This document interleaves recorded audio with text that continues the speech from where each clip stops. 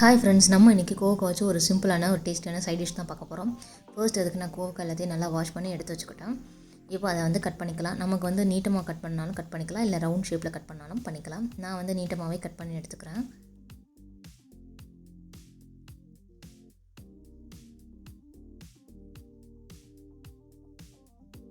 So இந்த மாதிரி எல்லாத்தையும் கட் பண்ணி எடுத்து வச்சுக்கலாம்.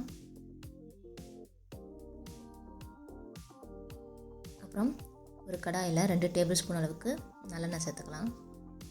இது வந்து கொஞ்சம் எண்ணெய் ஜாஸ்தியாக சேர்க்கணும், ஏன்னா நம்ம வந்து தண்ணி சேர்க்காம தான் வதக்க போகிறோம், எண்ணெயில் தான் வதக்கிறோம். அதனால கொஞ்சம் எண்ணெய் சேர்த்துக்கணும்.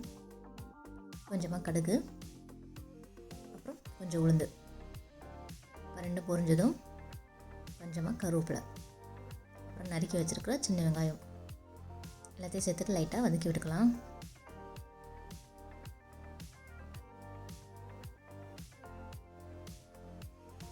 இப்போ இதுக்கு தேவையான அளவுக்கு உப்பு சேர்த்துக்கலாம்.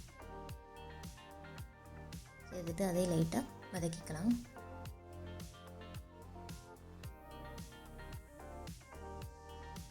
இப்போ வந்து வெங்காயம் வந்து கொஞ்சம் கலர் சேஞ்ச் ஆகிருக்கு. இந்த டைம் நம்ம நறுக்கி வச்சுருக்க தக்காளி சேர்த்துக்கலாம். நான் வந்து சின்ன சைஸ் தக்காளினால 2 எடுத்திருக்கேன்.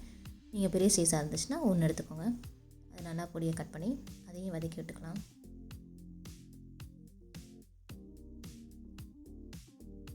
இப்போ நம்ம ஒரு 2 டீஸ்பூன் அளவுக்கு தனி மிளகாய் தூள் சேர்த்துருக்கோம். அதையும் இந்த எண்ணெயிலே நைட்டாக வதக்கிக்கோங்க. அடுப்பு லோ ஃப்ளேம்லேயே வச்சு வதக்கிக்கணும். லைட்டாக ஒரு 2 நிமிஷம் வதக்கிட்டு இப்போ நம்ம கட் பண்ணி வச்சுருக்கிற கோவக்காவை சேர்த்துக்கலாம். சேர்த்துட்டு நல்லா கிளறி விட்டுக்கலாம். இந்த மசாலா எல்லாமே வந்து நல்லா கோவக்காவில் ஸ்ப்ரெட் அளவுக்கு நல்லா மிக்ஸ் பண்ணி விட்டுக்கலாம். நல்லா இந்தளவுக்கு மிக்ஸ் பண்ணியாச்சு. இப்போ நம்ம மூடி போட்டு ஒரு 10 நிமிஷம் வேக வச்சுக்கலாம். அடுப்பை வந்து லோ ஃப்ளேமில் வச்சுட்டு வேக வச்சுக்கணும். தண்ணி எதுவுமே ஆட் பண்ணக்கூடாது. இப்போ ஒரு 10 நிமிஷம் ஆயிடுச்சு. இப்போ நம்ம மூடியை ஓப்பன் பண்ணிவிட்டு லைட்டாக 2 கலரை கிளறிக்கணும்.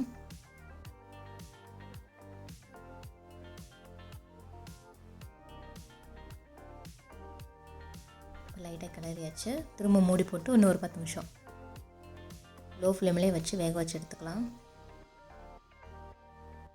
அவ்வளோதான், நமக்கு நல்லா வெந்துடுச்சு. இப்போ நல்லா கிளறி விட்டுக்கணும். ஃபைனலாக கொஞ்சமாக வெல்லம், அப்புறம் பொடியை நறுக்கி வச்சுருக்கிற கொத்தமல்லி எல்லாத்தையும் சேர்த்துட்டு நல்லா கிளறி விட்டுக்கணும்.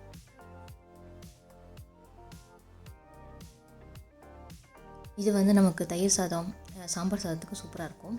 அதே மாதிரி இதில் வந்து நிறைய ஹெல்த் பெனிஃபிட்ஸ் இருக்குது. நமக்கு சுகர் லெவல் வந்து கண்ட்ரோலாக இருக்கும். அதே மாதிரி கொலஸ்ட்ரால் உள்ளவங்க இதை ரெகுலர் எடுத்துக்கும் போது நம்ம உடம்புல இருக்கிற கெட்ட கொழுப்பு எல்லாத்தையும் கரைச்சிரும். ரொம்பவே நல்லது. அதுவும் ரொம்பவே சிம்பிள் தான். நம்ம வீட்டில் இருக்க இன்க்ரீடியன்ஸை வச்சு செஞ்சிட்டோம். ஸோ நீங்களும் இதே மெத்தடில் ட்ரை பண்ணி பாருங்கள்.